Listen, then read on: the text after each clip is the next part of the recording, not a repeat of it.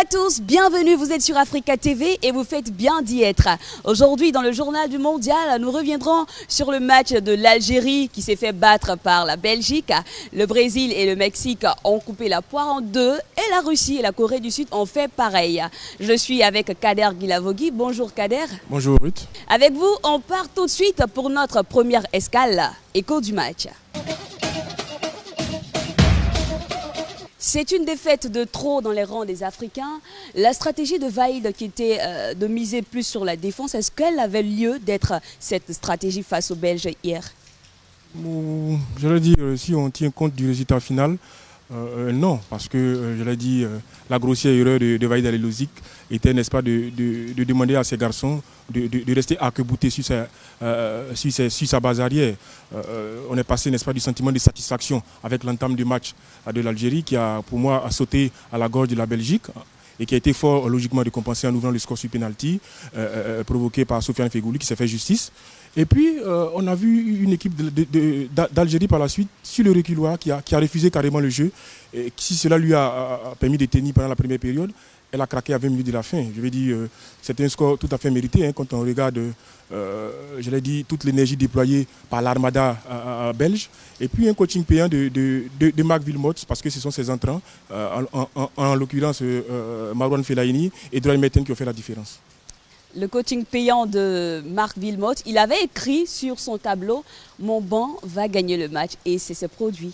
C'est ce qu'on appelle le sab-sab en anglais, les sapper substitute. Je veux dire, ces joueurs déterminants qui rentrent et qui font la différence. Mais je crois que, comme je l'ai dit, c'est tout à fait mérité parce qu'on ne peut pas, je l'ai dit, prétendre conserver un maigre acquis comme celui de l'Algérie, qui a ouvert la marge, je le rappelle, à 25e minute et qui a refusé le jeu. Donc forcément, arrivé à un moment, elle a payé physiquement, elle a craqué face, je l'ai dit, n'est-ce pas, au harcèlement de l'équipe de Belgique qui a cru jusqu'à la dernière minute et qui a obtenu l'égalisation et la victoire. Quel doit être actuellement l'objectif de ces Algériens-là? Et qu'est-ce qu'ils doivent faire pour corriger leurs erreurs? Mais déjà, ils doivent se livrer corps et âme face à la Corée du Sud. Parce que déjà, l'Algérie joue son destin. Il faudra montrer, j'allais dire, plus d'audace. Refuser de jouer avec un 4-5-1 comme on l'a vu face à la Belgique, qui est un jeu prudent, qui n'a pas porté ses fruits. Aujourd'hui, l'Algérie est condamnée, donc Vaïd Alilozic est condamné à sortir le grand jeu. Cela signifie qu'il va falloir, n'est-ce pas, sortir toute son artillerie, je vais dire, associée à Soudani, l'attaquant, et Mehdi Lassène qui, pendant, j'allais dire, toutes les phases éliminatoires ont évolué ensemble sur le front de l'attaque. Donc il faudra, n'est-ce pas, plus de présence en attaque du côté de l'Algérie. Et puis, je l'ai dit, entamer le match contre la Corée comme ils l'ont fait face à la Belgique, avec plus d'intensité, plus de rythme, plus de conviction dans le jeu. La Corée qui, elle, n'a pas pu s'imposer face à la Russie. Ça a été un match assez terne. Comment est-ce que vous analysez ce match? Je l'ai dit, chaque équipe, je vais dire aussi bien la Corée du Sud que la Russie, a eu sa période de domination. Hein. La première période, comme vous l'avez dit, a été, je l'ai dit, sans génie, sans inspiration. Tout s'est débridé en seconde partie de la rencontre, avec l'ouverture du score de Lee et Keho. Et puis l'égalisation de Kezakov. Mais je vais dire, là aussi, ce sont les remplaçants qui ont fait la différence. D'un côté, la rentrée de Lee, qui a dynamité cette attaque de la Corée du Sud. Et puis la belle réaction de la Russie avec l'entrée de Kezakov, qui a obtenu le but égalisateur. Mais je pense que la Russie a terminé, j'allais dire, un peu mieux cette rencontre, avec beaucoup d'actions offensives. Une était, n'est-ce pas, à la maladresse de cet attaquant. Elle aurait pu s'en tirer avec une victoire. Un résultat qui arrange les Belges, qui s'étaient imposés plutôt face aux Algériens. Tous les matchs de ce groupe H sont terminés.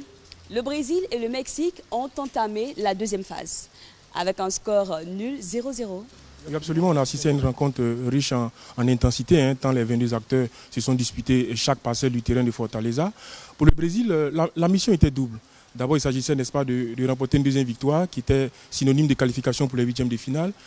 Mais ensuite, de convaincre par le jeu. Parce que souvenez-vous que le match d'ouverture Brésil-Croatie, on avait vu une équipe du Brésil peu convaincante qui s'en était remis, n'est-ce pas, à des exploits individuels, notamment de Neymar avec un doublé et Oscar par la fin.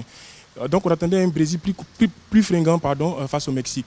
Mais j'ai dit, le Mexique a posé pas mal de difficultés à cette équipe du Brésil. Quel est le joueur brésilien, selon vous, qui s'est le plus exprimé sur la pelouse de Fortaleza hier? Alors il est difficile de trouver, j'allais dire, un éclair dans la grisaille brésilienne. Peut-être la charnière centrale constituée de Thiago Silva et de David Luiz. Sinon, individuellement, aucun joueur, à mon sens, n'a brillé. Mais je veux dire, cela s'explique par le choix prudent de Luis Felipe Scolari. Du 4-3-3 en match d'ouverture face à la Croatie, on est passé à un 4-4-2 avec un renforcement au milieu de terrain avec la rentrée de Ramirez dans la place de Hulk. Donc pour moi, cela se justifie. Le Brésil était venu chercher une victoire, je l'ai dit, à moins des matchs nuls. Elle a obtenu, mais dans le jeu, je suis sûr que les supporters brésiliens sont repartis, je l'ai dit, avec de gros doutes. Le public brésilien a joué sa partition. Il manquait maintenant aux joueurs de marquer des buts. Mais dans une fin de match assez brûlante, les Mexicains auraient pu l'emporter. Oui, je veux dire, si le Brésil a déjoué, c'est qu'en face, il y avait une belle disposition tactique mexicaine qui est venue avec un 5-3-2, comme on a son habitude, avec 3 défenseurs dans l'axe central, avec Martinez, Rodriguez et Rafael Marquez, qui ont bien muselé l'attaque brésilienne. Et puis un milieu de travailleurs, et puis une attaque conduite par Gutiérrez, qui a beaucoup couru, qui a énormément couru, avec un Peralta, il y a des Tribullion, un Herrera au milieu de terrain, qui a bien organisé le jeu du Mexique. Qui a joué à fond le jeu en contre, parce que, je vais dire, face au harcèlement du Brésil, les Mexicains se sont bien regroupés autour de leur portier, qui a fait une très grosse partie, et puis qui ne se sont pas contentés forcément de défendre. Cette équipe du Mexique est sortie par moment, elle a porté le danger, elle aurait pu trouver l'ouverture du score aussi. Le match nul permet au Brésil et au Mexique de prendre la tête provisoirement de ce groupe A. Mais en cas de victoire entre le Cameroun et la Croatie, ce sera compliqué pour le pays hôte. Oui, absolument. On a l'impression que tout est fait, mais alors que rien n'est fait dans ce groupe A. Je veux dire, il suffit d'une victoire ce soir du Cameroun face à la Croatie, et puis d'une victoire du Cameroun face au Brésil, nous croisons les doigts, et puis tout est relancé. Tout est relancé. Ça veut dire que même ce match nul-là ne fait pas forcément l'affaire ni du Mexique, ni du Brésil, parce que je veux dire, le destin dans cette poule A va se jouer jusqu'à la dernière journée. Suivons quelques réactions après le match. Très beau match, très beau match. Le Mexique a joué mieux que le Brésil. Bonne chance les Brésiliens, bonne chance. Je suis un peu déçu par le résultat, mais l'essentiel c'est qu'au final, on soit premier du groupe et qu'on termine champion, si Dieu le veut. Est-ce que le Brésil peut terminer champion déjà avec ce jeu qu'ils ont produit d'abord face à la Croatie et après face au Mexique? En tout cas, pour ce qui est du contenu du jeu, si on s'en tient à ce qu'on a vu jusque-là, il est difficile de parier sur une équipe du Brésil. En tout cas, pas ce Brésil-là. Tant il manque d'imagination, de créativité, il manque de génie. Il s'en remet chaque fois, n'est-ce pas, à des exploits individuels. Et quand ces exploits individuels-là ne sont pas dans un bon jour, on a vu ce que ça donnait face au Mexique. Donc pour moi, le Brésil doit changer, je l'ai dit, beaucoup de choses dans son jeu. Le Brésil doit améliorer des choses dans son jeu, car actuellement, elle ne fait plus trop peur aux outsiders. Et cette Coupe du Monde nous promet des surprises de taille, peut-être dès ce soir, lors de la rencontre Cameroun-Croatie, en choc, 2 équipes différentes, mais avec un objectif commun, gagner.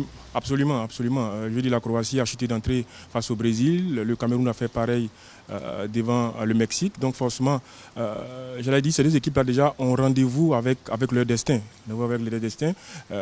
En tout cas, on s'attend à voir une équipe du Cameroun plus conquérante, moins attentiste, et qui va jouer à fond ses coups face à la Croatie, parce qu'il faut absolument que les Camerounais s'imposent. Il faut absolument que les Camerounais remportent ce match, parce que même un match nul, je l'ai dit, améliorer, n'est-ce pas, les chances des liens indomptables. Il faut absolument que les garçons de Volker Finke sortent le grand jeu ce soir face à la Croatie. Je pense qu'il y a la place. Il y a de la place pour faire un bon résultat. Il faut à Stéphane Biya, à Alexandre, de croire en leurs chances et de très tôt engager ce match-là avec la forte ambition de le remporter. Est-ce que le retour de Mario Mandzukic à la pointe des Croates ne va pas poser d'énormes soucis à la défense camerounaise? Alors forcément, ça va rajouter, si vous voulez, à la difficulté des Camerounais. L'attaquant croate, on le sait, il est très alerte, il est opportuniste, il est très adroit devant le but. La tâche sera donc compliquée pour Aurélien Tchédjou et Nicolas Nkoulou, qui devront se montrer vigilants, qui devront se montrer aussi appliqués et attentifs, mais pas omnubilés par la présence de l'attaquant croate. Ils devront jouer libéré en même temps et puis espérer que devant, j'allais dire, on récupère un Samuel Eto'o jusque-là qui n'a pas montré de grandes choses. Et puis espérer que ses coéquipiers d'attaque, notamment Mukanjo et Choupo-Moting, fassent une très belle sortie face à la Croatie. Samuel Eto'o, justement, qui est annoncé forfait, mais il entretient toujours le flou sur sa participation ou non à ce deuxième match. Est-ce que, selon vous, c'est une stratégie?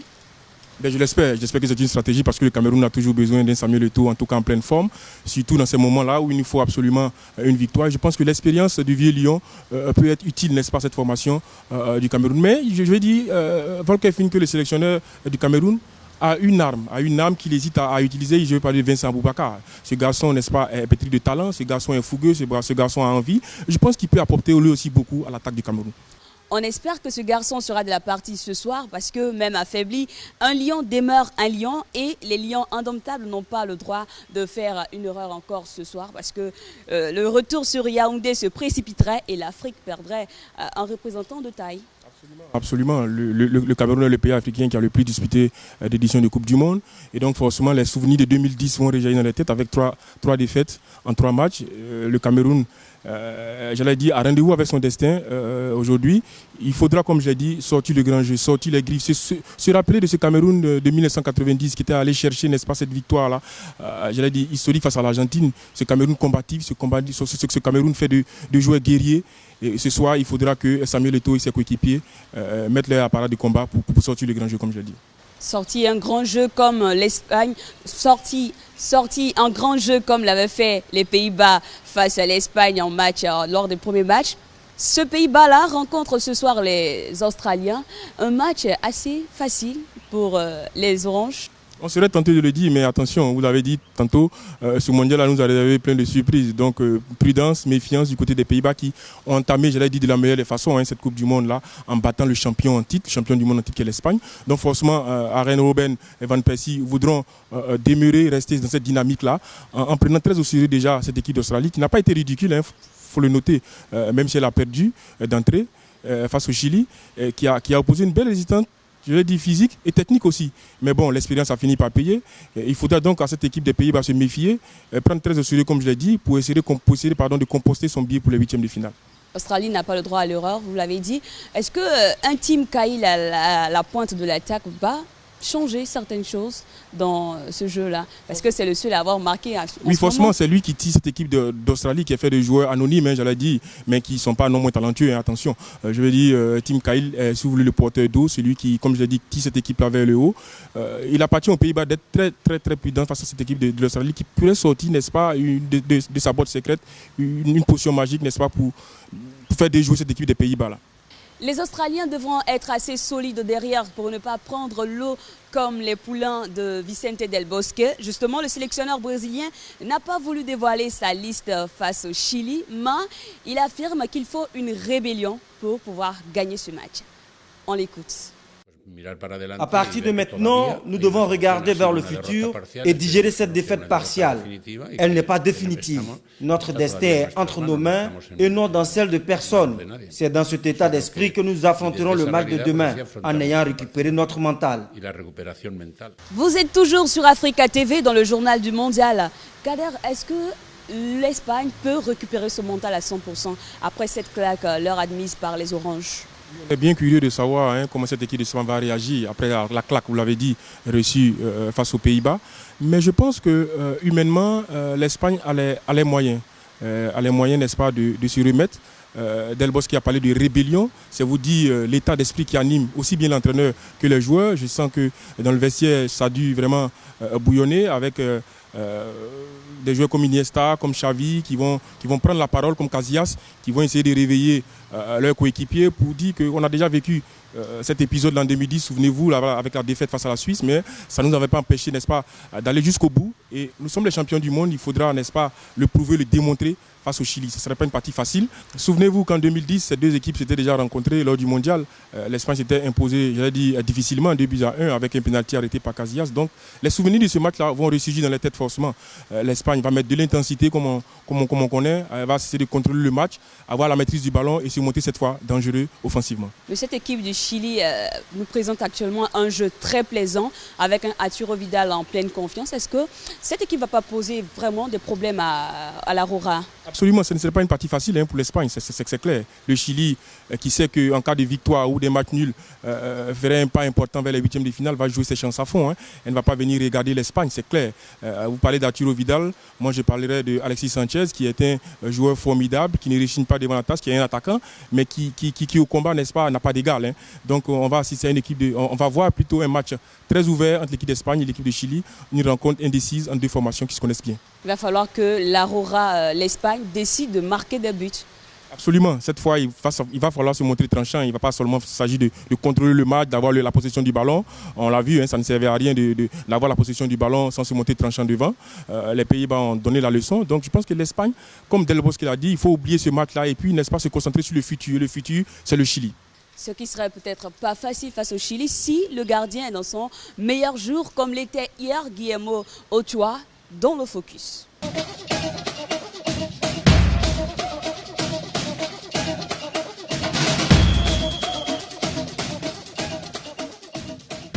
En fin de contrat avec Ajaccio en D2 française, Guillermo Ochoa a été tout simplement sublime. Oui, on va couper court, on va dire Memo Ochoa tout simplement. Je me dis, le dernier rempart mexicain a été pour moi l'homme du match. Accrédité d'une très belle rencontre, il a sorti des arrêts de très grande classe, doublement face à Neymar, face à Thiago Silva et face à Paulinho. Je dis, il a fait état de tout son talent. De tout son talent, il a rassuré, il a été décisif dans ses sorties, sur sa ligne de but intraitable. Pour moi, il a sauvé le Mexique, n'est-ce pas, d'une défaite certaine. Plus de soucis, est-ce qu'après un tel match, on peut encore chômer? Non, pas vraiment. Je pense que le Memo Ochoa devrait trouver, n'est-ce pas, preneur. D'ailleurs, il est en fin de contrat, vous l'avez dit, il est en fin de contrat. Je pense que les clubs vont s'activer en tout cas pour recruter le gardien mexicain qui a été en tout cas l'homme de cette rencontre-là. Le gardien russe Igor Akinfeev a signé face à la Corée du Sud la première boulette du mondial en relâchant dans son but un tir anodin. Pas anodin, vous savez, ce ballon-là, ce bazooka, il est vicieux, il a une griffe pervers, et il a glissé entre les mains du malheureux Akinfeev. Bon, voilà, ce sont des choses qui arrivent, mais ce n'est pas la première bourde. Souvenez-vous de ce que Casillas a réalisé face aux Pays-Bas, un ballon bêtement perdu qui a été magnifiquement exploité par Van Persie. Bon, je veux dire, c'est des choses qui arrivent dans le foot. Malheureusement, Akinfeev a été victime, j'allais dire, de cette frappe de Lee là, des 25 mètres. Il a dû, comme vous l'avez dit, passer une soirée cauchemardesque. Heureusement que derrière, l'égalisation de son équipe lui a permis d'éviter les cauchemars.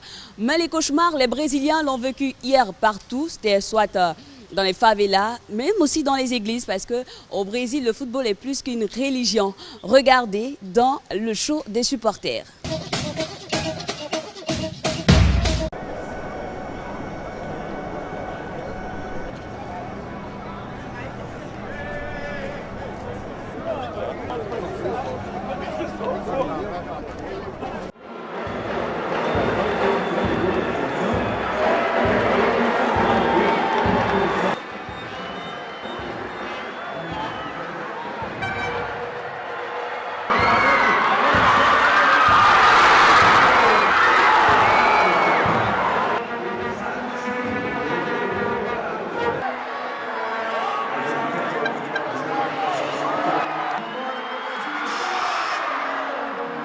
Muy bien. El portero fue el mejor. Cantando se alegra el cielito lindo los... Achei ruim, podia ser melhor, né? Mas o México jogou muito bem também. Filipão, põe o time pro ataque, Filipão. Põe o time pro ataque, Jô, Fred, Hernanes. Põe o time pra jogar. México. É o Brasil, o melhor de todos. México. Porra, Filipão. ¿En dónde están los brasileños que nos iban a ganar? ¿Y en dónde están? Nem fodendo! Nem fodendo! Nunca! Brasil! México!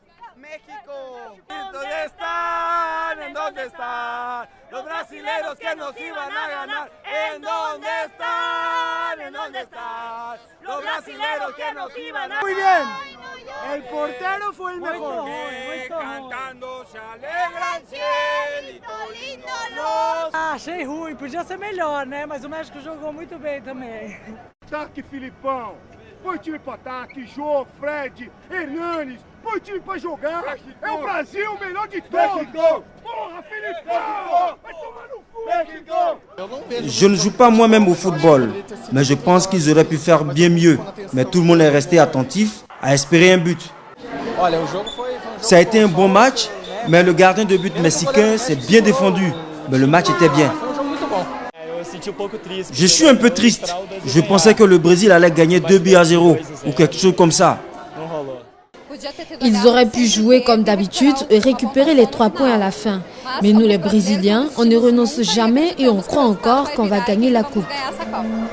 On l'a vu dans les images, le football au Brésil, c'est plus qu'une religion. Même dans les églises, on regarde le foot. Oui, absolument, on a coutume de dire que le football au Brésil, c'est, j'ai dit, la chose à mieux partager. Hein. Vous savez, les Brésiliens, quand ils ne font pas du foot, je ne sais vraiment pas ce qu'ils font après. Peut-être qu'ils sont très religieux comme on les connaît, mais le foot est plus qu'une religion, vous l'avez bien fait de le dire.